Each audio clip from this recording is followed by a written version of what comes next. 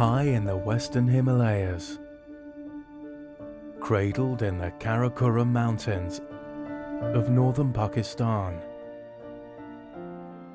lies a plateau known as the Land of Giants.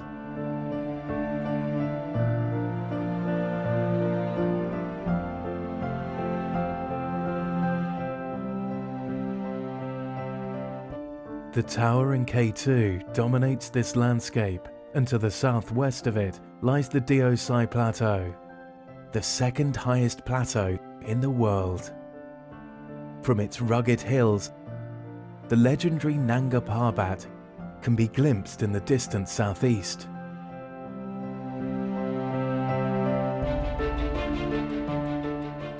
This icy wilderness is covered in a blanket of snow for 8 months of the year.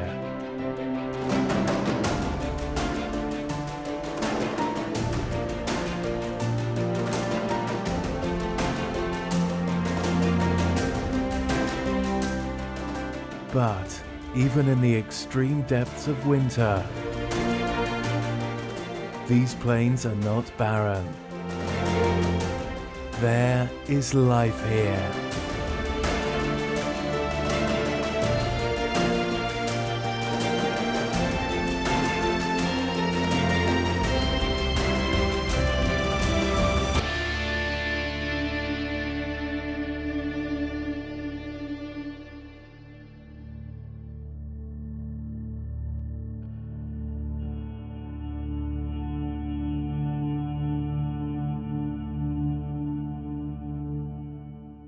There are thought to have been over 10,000 Himalayan brown bears at one time in northern Pakistan and Kashmir.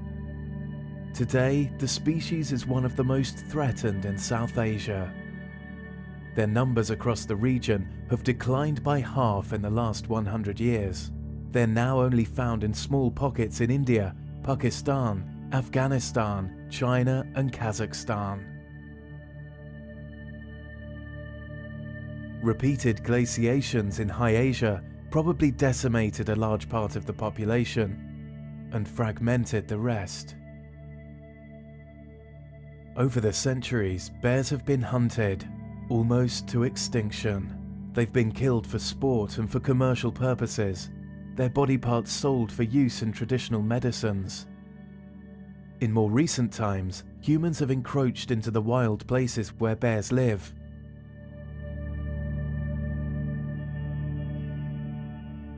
These timid creatures avoid human settlements, and every year across the region, their numbers are declining. But in the unique haven of the Deosai Plateau, guarded by the sentinels of the western Himalayas and the Karakoram Mountains, the bears have found a sanctuary.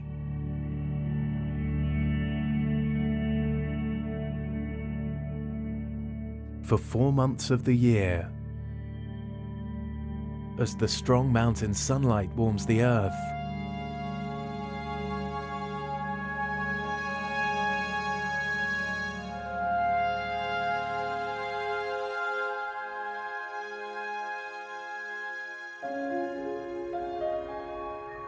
the rolling plains of the Deosai come to life.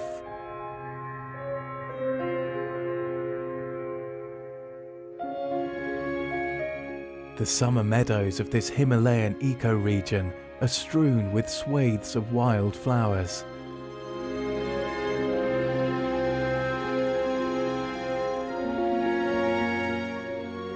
Over 340 species of plants are spread across these plains and hills.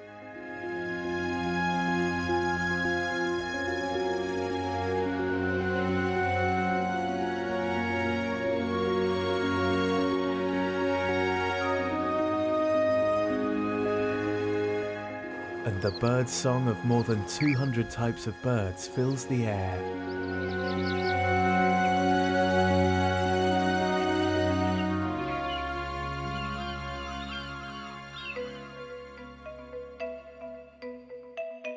Deosai is also home to 18 species of mammals. with plenty of playful golden marmots on hand to delight visitors.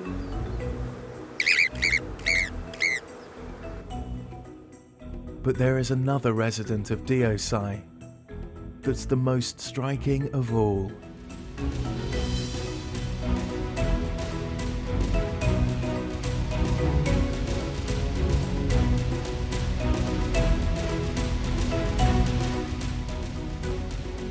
The Himalayan brown bear.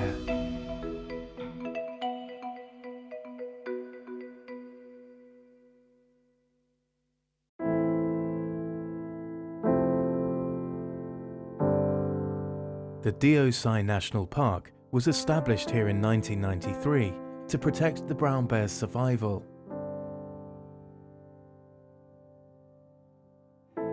These bears can be found in many areas of the world. The bears of the Deosai Plateau represent an ancient lineage from the Great Himalayan region.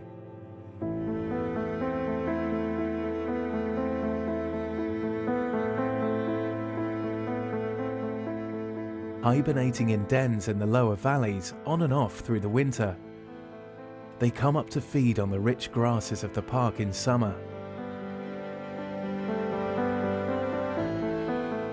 These bears have thick coats which can be blonde to dark brown in colour, and a distinctive hump sits on its shoulders.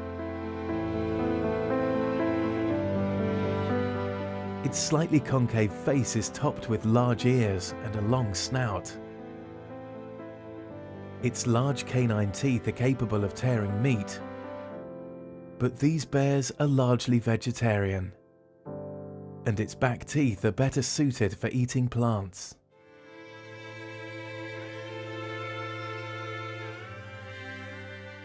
These bears are smaller than some of their genetic cousins. Even when fully grown, males only weigh around 120 to 150 kilograms and measure about 1.5 to 2 meters in length.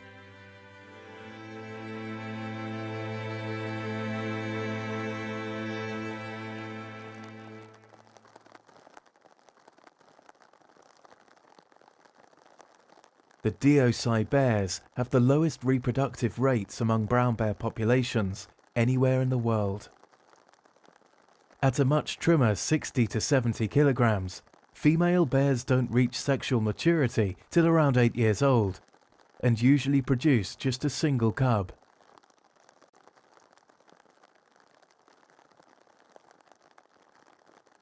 The cub may stick to his mother for as long as 5 years.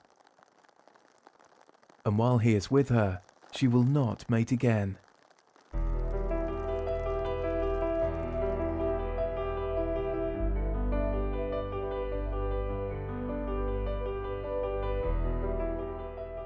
The habitat, which has very little nutritious food to offer, is partly to blame for the low reproductive rates.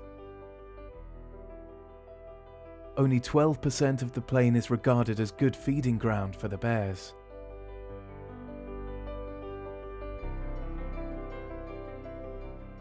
Nevertheless, the bears are not picky eaters and will eat whatever is at hand. They're predominantly vegetarian, eating grasses, bulbs and roots, which they'll dig up with their long claws. Insects and fish are on the menu too.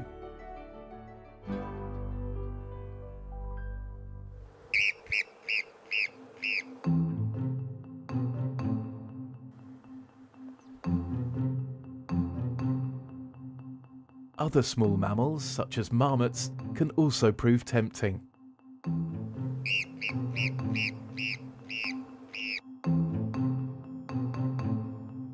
Although with their vigilant sentries on duty,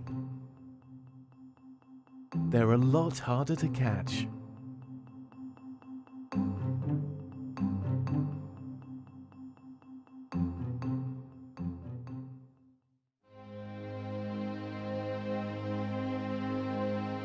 The Deosai National Park is the sole habitat in the whole of South Asia that can claim an increasing population of brown bears.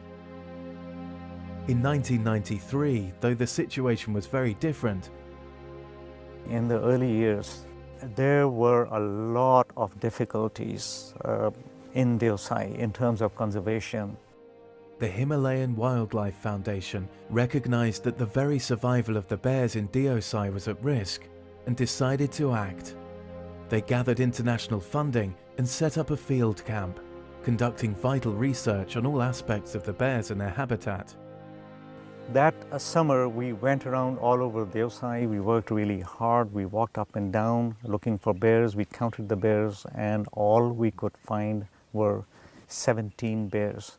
Compared to what we had heard from the wildlife department, there were 500.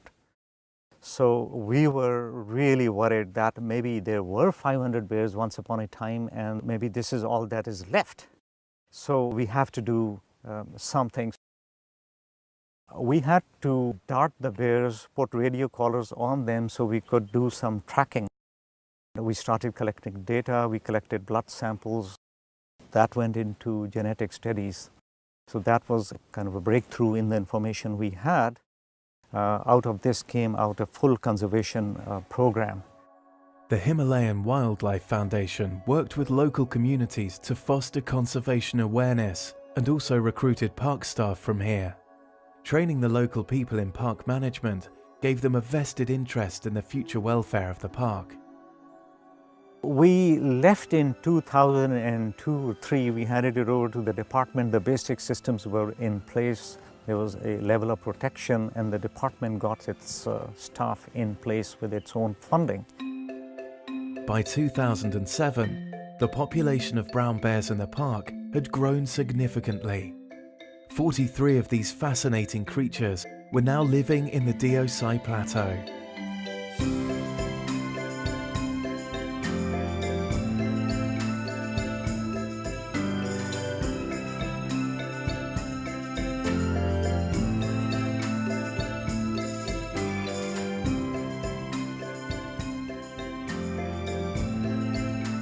The dedicated efforts of the conservation organizations had paid off.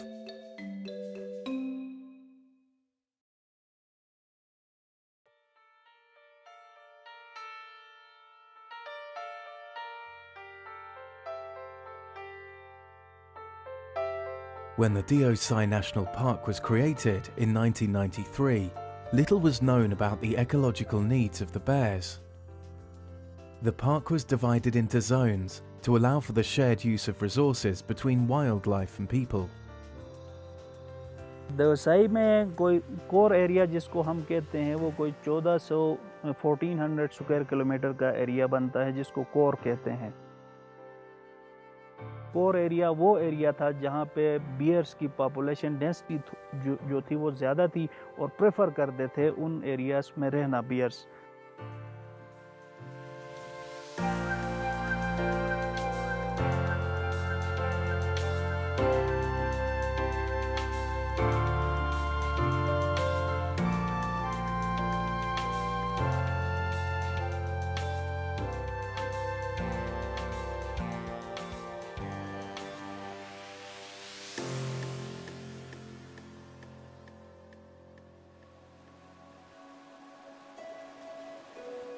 Despite the demarcation of zones, the core areas are not always respected as being for the sole use of the wild animals.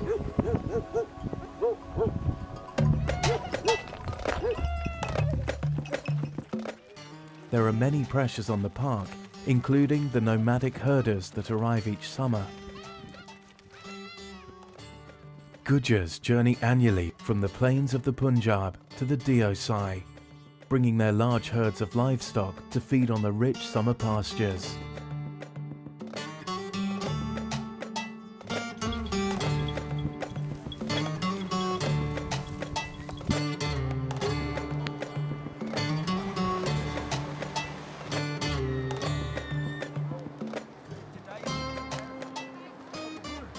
Their life is a hard one, of the sort typically associated with nomadic people.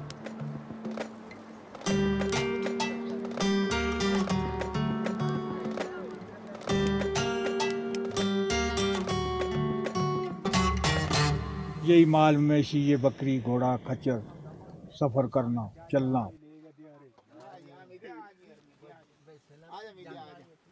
पहले हम बहुत ठीक थे, बड़ी अच्छी सहूलत थी हमारे 47 के बाद, अच्छे रहे हम। अभी हम तंग हो गए इसलिए कि महकमा जंगलात ने जगह जगह जंगल बंद कर दिए।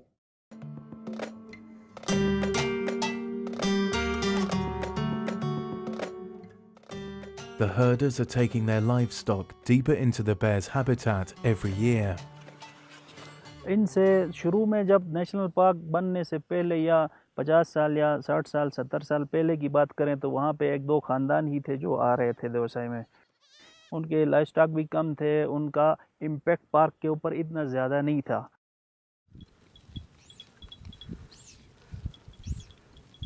ओवर द ईयर्स उनके ख़ानदान की डिवीज़न होती गई, एक घर से अब 10 घर बने हैं, 10 से 40 घर बने हैं, तो पार्क का एरिया तो जितना था उतना ही है।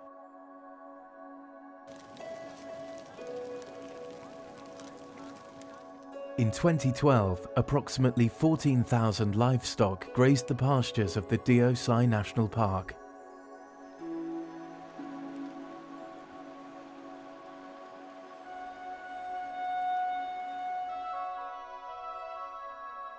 Even more devastating for the park, the shepherds cut vast amounts of shrub for fuel, with dire consequences. यहाँ की जो बुशेस हैं, छोटी मोटी झाड़ियाँ हैं, विलो की एक स्पीशी सेलेक्स की यहाँ पे होती है, उसको काट के वो अपना तमाम यूटिलाइजेशन जो है उनका हीटिंग का, कुकिंग वगैरह का सब कुछ उसी से करते हैं।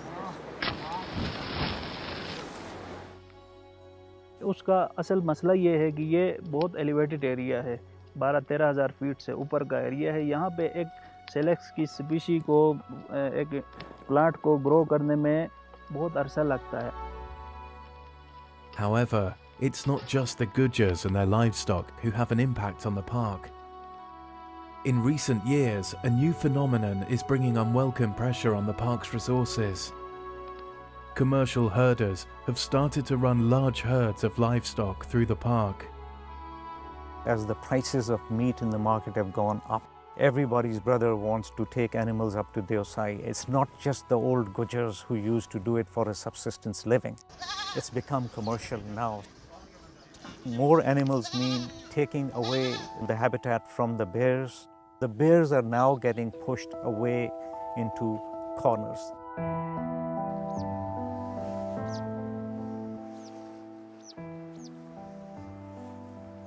As the livestock consumes the palatable plants, the composition of the plant species in the park is changing. Non-palatable plants are finding room to spread and flourish, and the quality of the bear's feeding ground is deteriorating steadily.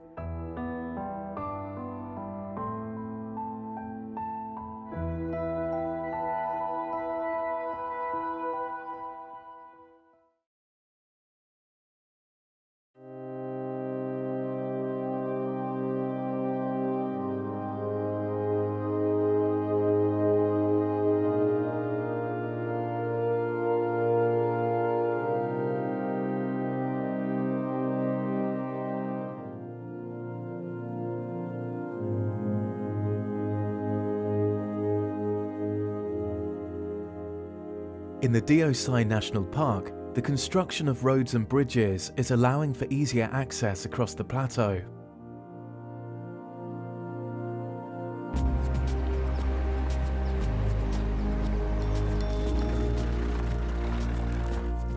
In 2013, there were 28 human occupations in the park. 15 of these belong to the Gujars. But tourists also came up to enjoy summer in the park and set up camps here.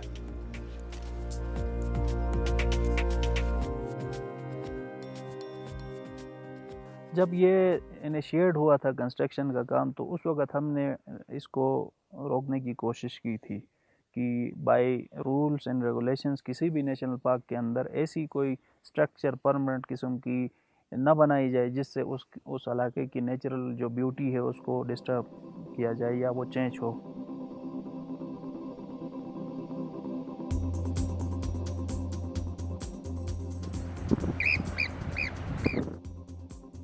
In recent years, the Gilgit-Baltistan authorities have been persuaded that such development is beneficial with little regard for the needs of the wildlife and fragile ecosystem. Tourism का impact पहले भी था लेकिन वो इस हद तक नहीं था। अब बढ़ने की वजह यह है कि पहले यहाँ पे एक्सेसिबिलिटी इस एरिया की इतनी अच्छी नहीं थी।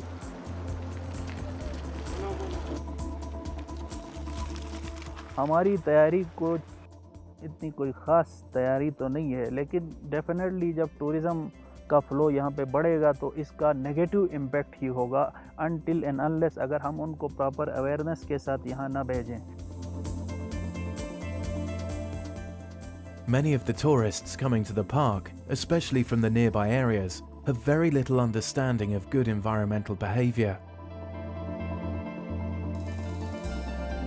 ऑनेस्टली बताओ, मुझे पाकिस्तान के लोगों से बड़ा डर लगता है।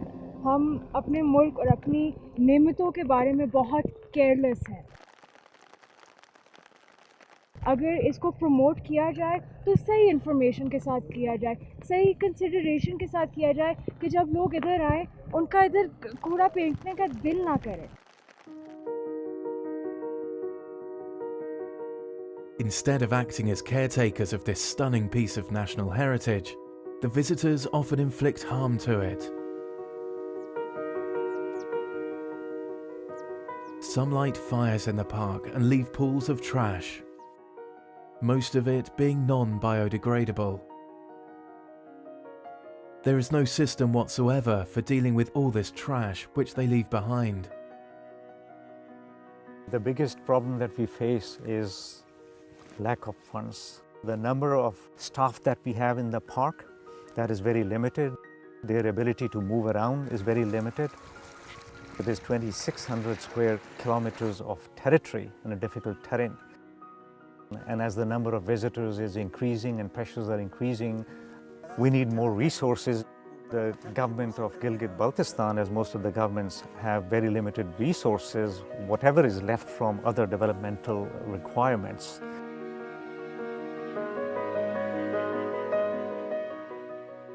Further shrinking the financial resources of the park is the arrangement that visitors from within the region don't need to pay to enter here.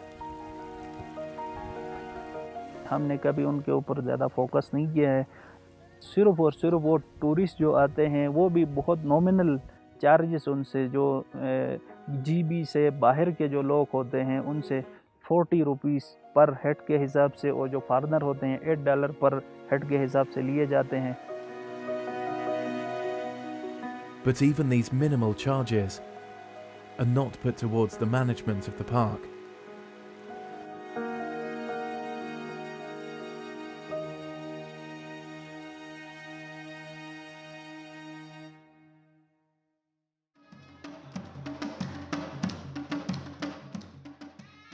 There are many settlements in the valleys below the Diosai National Park.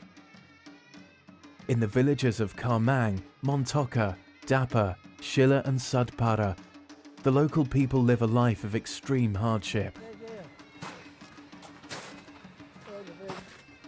Investment projects from donors are extremely hard to come by in this region, and little has changed here in the last 100 years. हमारा यहाँ जो है सर्दियों में बहुत बड़ा मुश्किलात है। अक्टूबर में बर्फबारी शुरू हो जाती है। माल मवेशी को पालना बहुत बड़ा मुश्किल है। सर्दियों में यहाँ उनको चारे में ले जाने की तो बहुत बड़ा हुआ है, बर्फबारी की वजह से वहाँ नहीं पहुँचते हैं। और घास जो है हम लोग जो है तकरीबन मनों के हिसाब से बहुत बड़े बड़े टाल लगा के जमा कर लेते हैं। तकरीबन हमारा इस घास को जमा करने के लिए, जानवरों के घास जमा पूंजी के लिए हमारे लिए कम से कम जो है ये अप्रैल मई से लेकर आगे अक्टूबर तक जो है ये जितने महीने होता है उसमें जो हमारा पूरा वक्त उसी में लग जाता है इनको घास जमा करने के लिए। The summer brings little respite. In these few months, all the tasks that will allow the villagers to endure the extreme, bitter cold of winter need to be completed. The valleys were once forested, but now the slopes are bare. dung is the only source of fuel. The women spend long hours collecting and drying this. A back-breaking daily chore.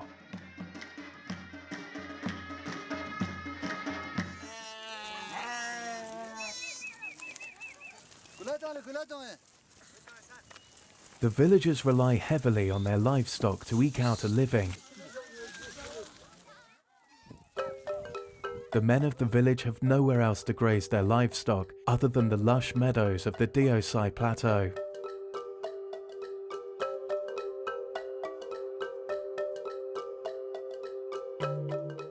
When the park was created, they claimed traditional grazing rights, which had to be respected. In recent years, while the bear population has grown, so has the human population. And bears and livestock have started competing for grazing pastures. With each added demand on the park's resources, what's left for the bears is steadily diminishing. Although bear numbers have not fallen, they're no longer rising. It may well be that this fragile landscape has borne as much pressure as it possibly can. If it is to continue as a sanctuary and a breeding ground for these endangered bears, its precious resources will have to be more carefully protected.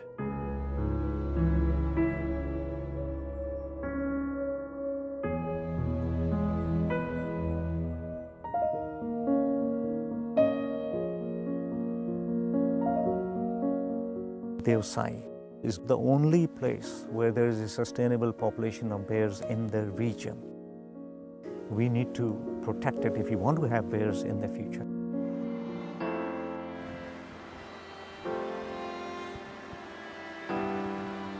The presence of humans in the bear's habitat is a reality, and local communities have to be integrated into conservation efforts. One other initiative that we'd like to see put in place is a very effective community collaboration and awareness program in which all the people of the local communities join in the effort, own the national park, see it as their asset and their future, and work with the department and people like us. This type of inclusive program is just what the Himalayan Wildlife Foundation focused on in the past. The recovery of the bear population suggests the strategy was very successful. When park rangers and staff are drawn from local communities, they take home a better understanding of the conservation issues. An awareness campaign to enlist the support of the local communities is also key. As the largest animal in the area, they are often blamed for most of the attacks on livestock. जो livestock के ऊपर इनकी attacks का है वो कुछ नालों में इनके अटैक्स हैं, लेकिन लोग इसको गलत पोर्ट्रे करते हैं कि अगर उनका कोई जानवर वैसे ही मर जाता है, गिर के मरता है, डिजीज से मर जाता है, तो वो बियर के ऊपर डाल देते हैं. Making the local people aware of the other, more common causes of the livestock deaths can help create a more tolerant attitude to their bear neighbours.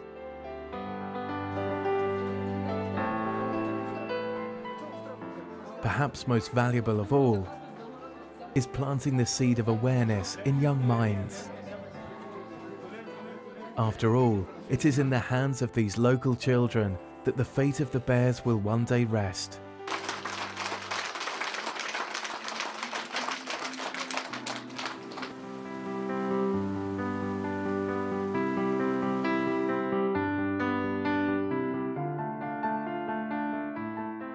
Finding alternative sources of subsistence for the communities is also vital. Reducing their dependence on livestock will help to protect the bear's habitat. Such programs have been successful in other remote mountain communities. Fish farming was introduced in the Brogil Valley, and a vaccination program in the Ayubia National Park With initiatives like these, the lives of the local people could be greatly improved.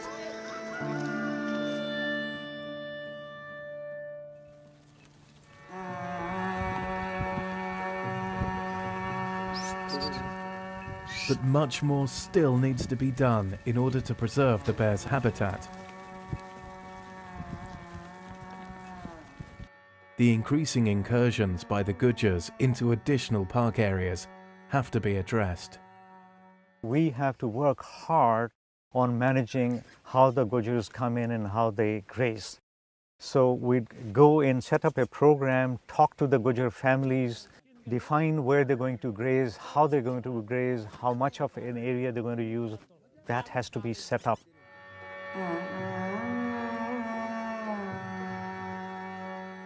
The biggest hazard they pose to the park, however, is the amount of shrub they cut.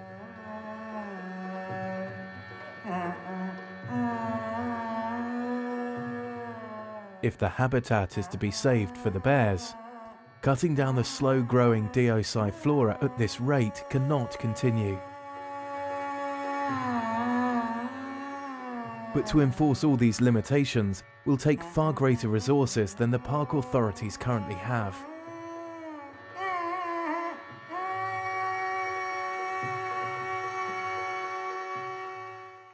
The word now is sustainable development. How do we balance a wilderness area with the need for the people to visit it? We need an institution and a capacity in that institution to manage a resource like this. Strengthening the park's revenue stream is essential, and charging a small fee for all visitors could provide some of the funds the Wildlife Department desperately needs.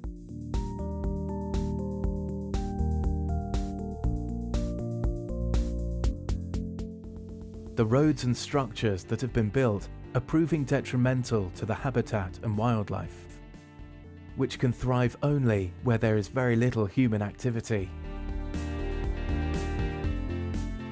Once the precedent for building within the park is established, it's hard to stop. The needs of the park and its creatures could soon be completely overwhelmed as so-called development marches on. There's also an urgent need for environmental education for visitors to the Deosai, and a stronger enforcement of park rules so that they don't damage this unique wilderness. To restore the park to its former pristine condition, a proper system of garbage disposal will need to be put in place.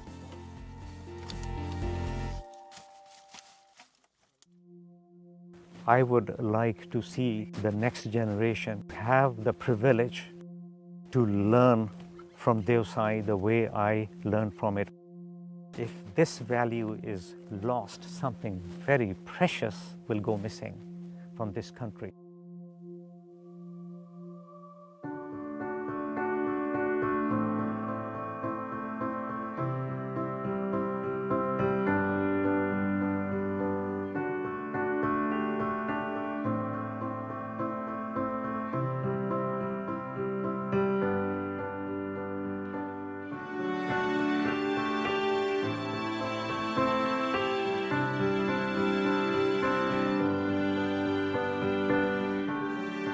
As the snow begins to fall in October, the bears and the plateau will amble towards their long winter slumber.